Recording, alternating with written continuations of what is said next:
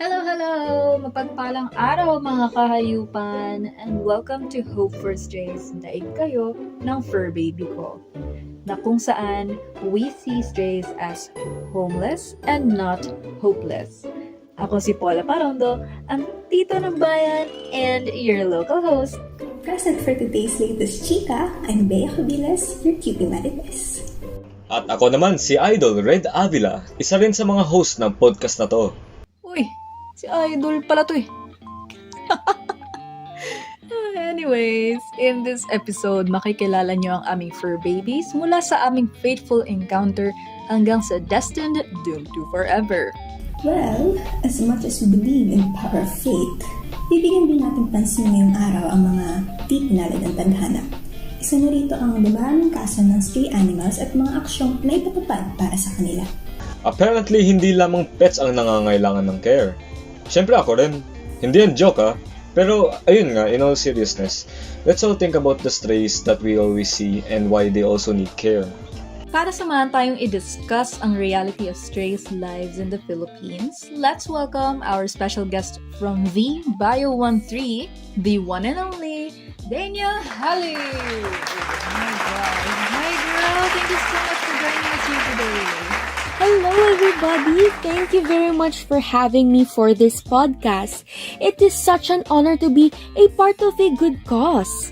And we are thankful for your presence today. Dahil dyan, pwede ba makahingi ng isang bonggang intro about yourself? So, hello again. If you don't know me, allow me to introduce myself. I am 𝗷𝗷𝗆𝗆𝗆𝗆𝗆 from 𝗷𝗷𝗆𝗆𝗆𝗆 and I am a fur mom of 14 dogs. Yes po ha, no exaggeration included, 14 po talaga ang inaalagaan namin ngayon. It is really not easy, but it is really not that hard if you love them, diba?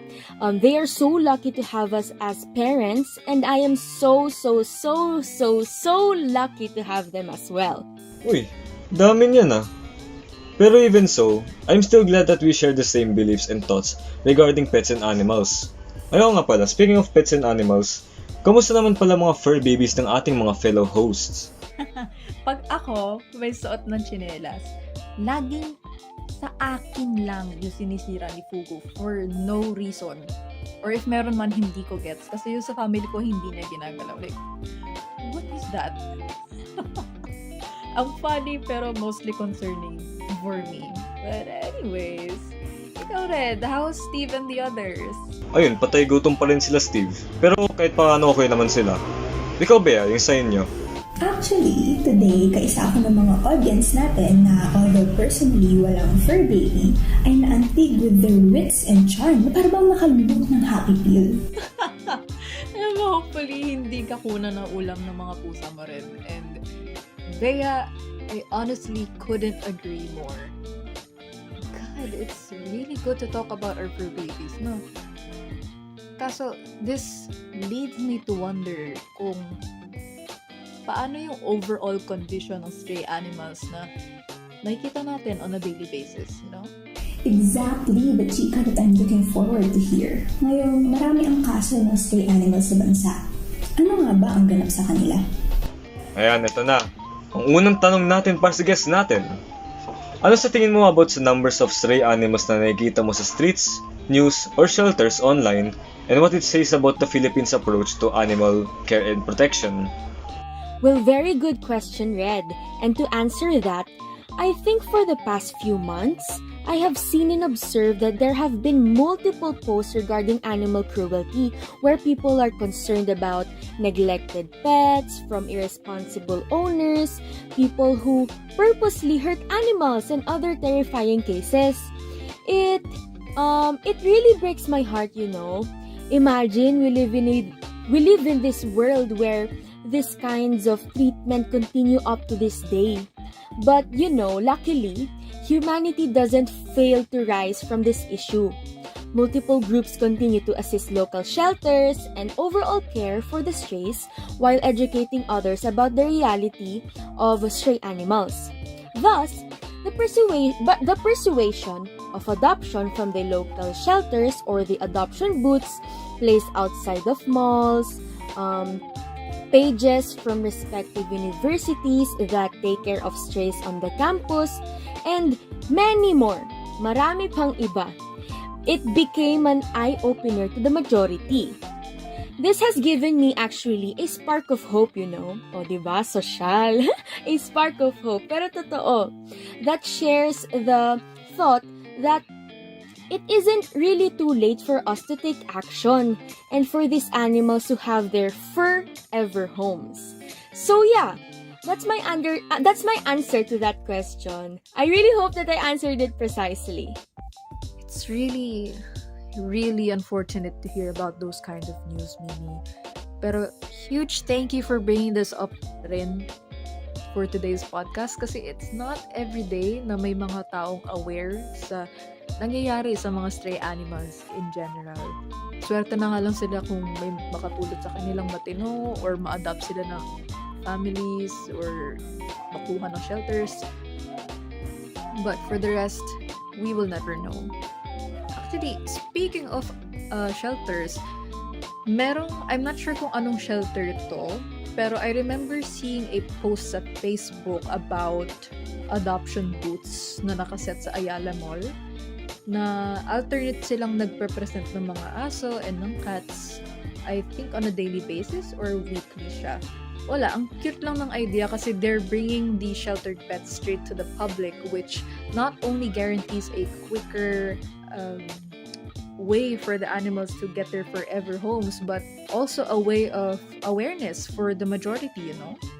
Wala lang, share ko lang. Pero going back, maybe this now leads me to ask you, na as we all know, most of the shelters in the Philippines are funded by the government or handled by organizations that takes in hundreds of animals every day galing sa kalsada, mga rescues sa illegal meat trades, and etc. Because of this, it now results in overcrowding, which has been one of the main problems that most shelters have been facing for forever, you know? And with that information, how can we help in this situation? So, thank you again for asking. You know, as a person who loves animals in general, actually, pangarap ko dati maging veterinarian eh. We should try to adopt if we have the capabilities to take care of our own pets.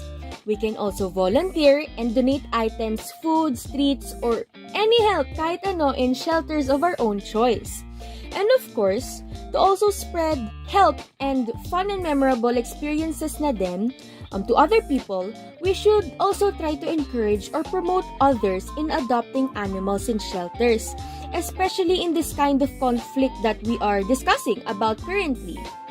Even the simplest action could be very helpful for strays. That is why I use this opportunity to promote our program's page, which is Hope for Strays. So, mga listeners dyan, mga audience, baka naman paki-like and share na lang. So, ayun, iba kasi talaga yung feeling kapag alam mong may natutulungan ka, di ba? And mapatao man to o hayop man yan o hindi, di ba? Volunteering your treasure as a donation is a great idea to solve the shortages of supplies, lalo na pag overcrowded ang shelters with strays. But, hindi lamang donation ang pwedeng i-offer as help. For our dear audience na like me, ay interested na maging fur parent in the future, this is a sign to adopt from a shelter instead of buying from breeders. Hope for Strays would like to thank the following: Rotaract Club of Cavite Aguinaldo. Rotaract Club of Cavite Aguinaldo is a premier club under Rotary International District 3810, a local segment of Rotary International under Zone 10A. AgriPets PH, all things grow with love and care. Cavite Fur Paws, sold over more than 400 pure breed puppies since 2020. When I needed a friend, I found your paw.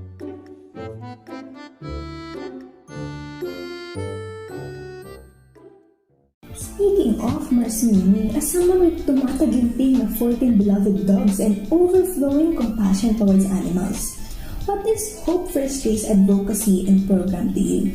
And Ano ang next step to reach our common goal, if any?